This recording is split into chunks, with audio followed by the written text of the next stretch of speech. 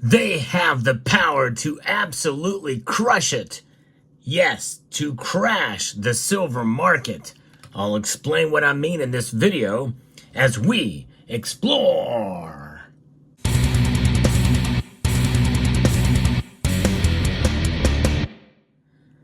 As of the recording of this video, we are hours away from the first pivot that the Federal Reserve has done in many years. This is a crucial point for precious metals as they typically react to this type of thing. Usually lower rates means higher precious metal prices. That's typically the case whenever that's the first action is done until the markets absorb and the economy absorbs these rate cuts. Now, as to how much they're going to cut rates is going to be anybody's guess. More than likely, the more they cut, the higher silver will go. Silver oftentimes does react in a more volatile way than gold, which means that when gold goes up, silver will climb even more in a normal market. We've not really seen that for quite a while with both metals. I believe gold is being propped up mainly by central bank buying. Central banks don't hold silver, but there's a lot of uses for silver, over 10,000. It's a lot. And that means that the economy of scale and the supply chains is so varied that it's really tough to really pin down and predict what silver is going to do. Notwithstanding, there are many people in this community who feel that the price of silver is not just manipulated. We've proven that on this channel with what JP Morgan has been doing, but absolutely suppressed. Some people feel it's the cabal of the banking institutions themselves, the commercial big banks, the bullion banks they're called. And yes, that could be in concert with the Federal Reserve and the policies that they have, which really boils down to what the government does and what the Federal Reserve does. And both those agencies, I think, have the biggest power. Now, do they see silver as a threat? I don't think they do. But let's say for a moment that they need all of this silver for military uses. We are ramping up for a potential war. Actually, we've been sending a lot of war materials that involve silver to Ukraine and other places around the world. But we're also buying silver for military use domestically. I mean, which some of that stuff goes overseas. A lot of it is to prepare for war here. So there's silver's being utilized in not just industrial and commercial applications, but also for military and government applications, government mandated actions, including solar, PV, EVs, and the like. And that's not slowing down, at least that I know of. In fact, according to the World Silver Survey by the Silver Institute, down by Metals Focus, there's more demand for silver than we've seen in the past 4 years. Other organizations like the CPM group say that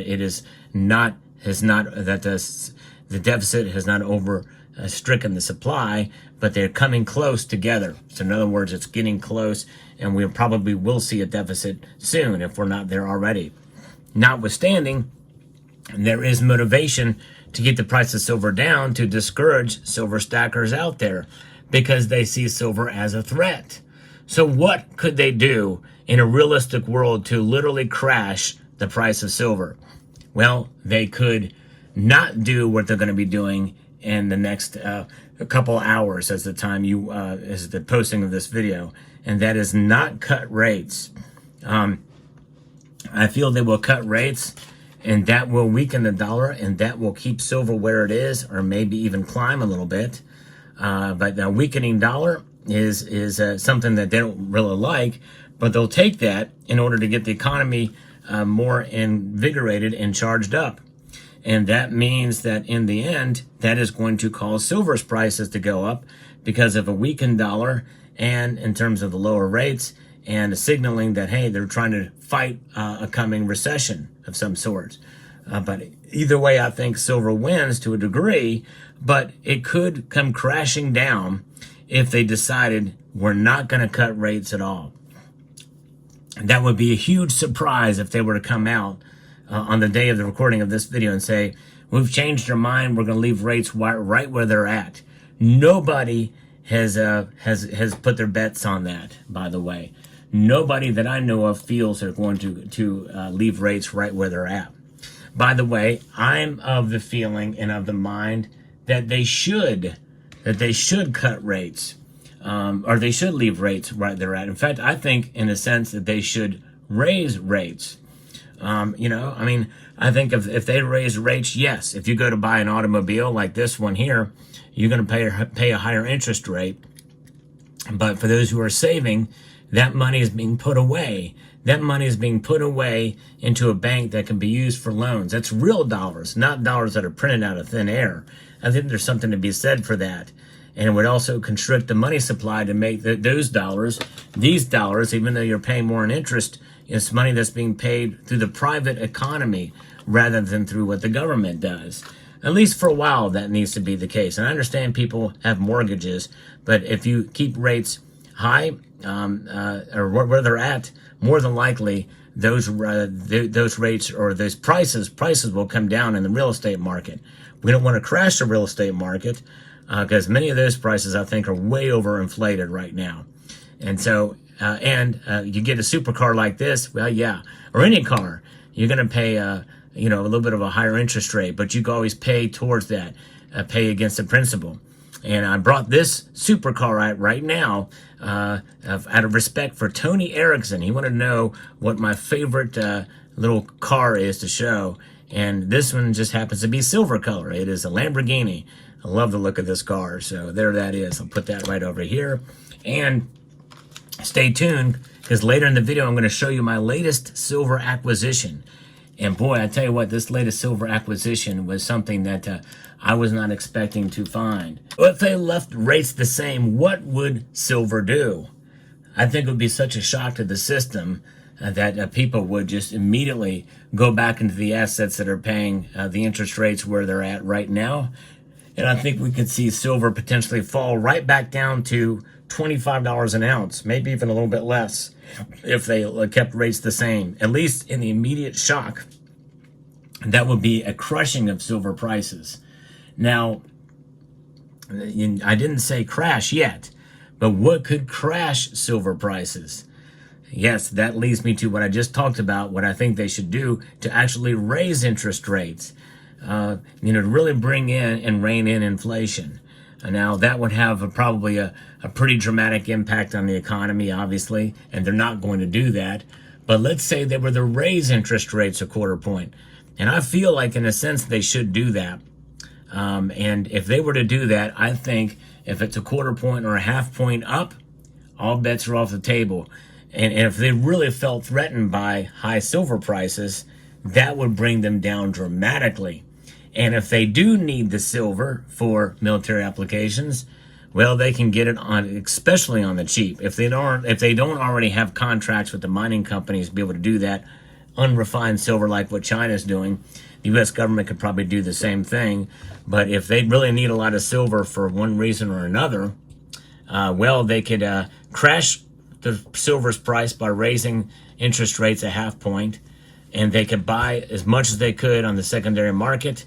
And strategically, of course, not to raise any red flags and not to cause the premiums to go crazy. But unless they just did one big bulk purchase, and before we knew it, all that silver was purchased and gone, and then we suffer the high premiums. But this is a what-if scenario that's highly unlikely. But I'm going to tell you, if there's any motivation out there for any of this kind of activity to occur, the government could do it. The Fed could do it. And it would be something that, with some of the surprises and stuff we've been seeing with government agencies and quasi-government agencies and private institutions tied to said government and politicians, well, I wouldn't completely rule it out. I really wouldn't. I know it sounds far-fetched, and I would almost bet money it's not going to happen. But just think about it for a moment. Think about the shock and surprise of it, and how it could send metals into an absolute tailspin. You want to talk about strengthening up the dollar, doing exactly the opposite of what other central banks are doing out there, by the way. Some of these central banks have already started cutting. You want to talk about really propping up and strengthening the dollar, that would do it. That would do it. And actually would be a good thing and would serve a dual purpose. However, let me ask you this. What would a crash in silver's price look like to you? How would you define that? Let me tell you what I think a crash in the silver price would be. A crushing of the silver price would be somewhere around the $25 range. If silver price were to crash, I think a crash would mean it being cut in half. In other words, it's about $30 as I record this video. It could be about, it could drop down to like into the teens, like $15 an ounce. And if you think that's far-fetched, think about what happened when we had the big crash in the market in March of 2020. Silver rose down below $12 an ounce for a brief amount of time. And by the way, these prices, by the way, are shocks to the system. In other words, it would not take long for there to be some sort of a consolidation for the price to rebound, recover somewhat. But the initial shock of it, which would provide an incredible buying opportunity if that were to occur. But that's a scenario in a situation where that could happen, a what-if scenario that is a situation that could be thrown at us. Highly, highly unlikely. And I know people in the comments will say, well, that's not going to happen. No, you're right. It's not going to happen. But imagine if they were to throw us that curveball as a possibility that it could. And just imagine what silver would do. And so that being the case, you want to have a situation, an example of making the case for silver. That is a very strong case for silver, because then you understand what's happening in the marketplace and you accumulate 10 ounces or so and add to your stack in those times, because you know it's reacting, and for every action there's a reaction, and we're going to see it move in the other direction. But anyways, it's an interesting scenario to kind of think about, and that's why I wanted to bring it to you. So let me know what your thoughts are on this, and let me show you what I got, by the way. This was inspired by Mr. and Mrs. West Texas Stacker. They showed one of these on their channel, and I commented on it. This is the Monex Eagle here, and this thing is beautiful. And I commented, and I said on there, this is one of the best versions I've seen of this. I've got this round. I have several of these, actually. I think 2 of them. I've never seen one look as nice as theirs until I went to the coin shop, literally hours after I commented on their video and their acquisition of this, and I found this, the best version I've seen of this coin or this round since they showed theirs. It's a lovely piece. This thing is a smaller diameter, about the size of an old school Libertad. And I like these smaller, you know me, I like them thick. And this is one that I got there. So there it is. And this is shows the North American continent, including Alaska and Hawaii, from Monex. Monex International Limited from 1982. A very cool little piece. I don't know that they made them any other year than this, but I just had to add to the stack. And it just goes to show you how other channels can inspire you. So thank you, Mr. and Mrs. West Texas Stacker. And I want to extend a multitude of gratitude to each and every one of you for taking the time to watch this video. And I want to encourage you to please rate, share, comment, and subscribe.